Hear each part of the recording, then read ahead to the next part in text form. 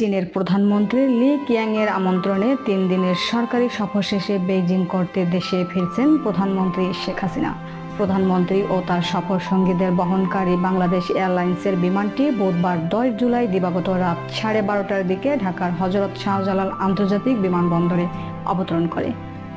এর আগে ফ্লাইটটি চীনের স্থানীয় সময় রাত 10টা 5 মিনিটে বেইজিং ক্যাপিটাল আন্তর্জাতিক বিমানবন্দর থেকে ছেড়ে আসে।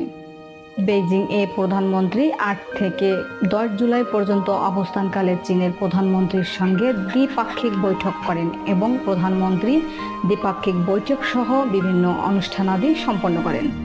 সফরের শেষ দিন 10 জুলাই বেইজিং এর গ্রেট হল অব দ্য পিপলে বাংলাদেশের প্রধানমন্ত্রী ও চীনের প্রধানমন্ত্রীর মধ্যে একটি প্রতিনিধি পর্যায়ের দ্বিপাক্ষিক বৈঠকের পর দুদেশ 21টি সমঝোতা স্মারক স্বাক্ষর করে এবং 7টি প্রকল্পের ঘোষণা দেয়। প্রধানমন্ত্রী এর আগে এদিন সকালে গ্রেট হল অব দ্য পিপলে পৌঁছালে তাকে লাল গালিচার সংবর্ধনা দেওয়া হয়। গ্রেট হল অব দ্য পিপল প্রাঙ্গণে প্রধানমন্ত্রীর আগমনে চীনের প্রধানমন্ত্রী তাকে স্বাগত জানান। সফরসূচি অনুযায়ী বৃহস্পতিবার 11 জুলাই বেলা 11টায় ঢাকার উদ্দেশ্যে রওনা হওয়ার কথা ছিল তার, কিন্তু রাষ্ট্রীয় সব কাজ শেষ হয়ে যাওয়ার পর বেইজিংয়ে রাত না কাটিয়ে প্রধানমন্ত্রী দেশেই রাত কাটানোর সিদ্ধান্ত নিয়েছেন।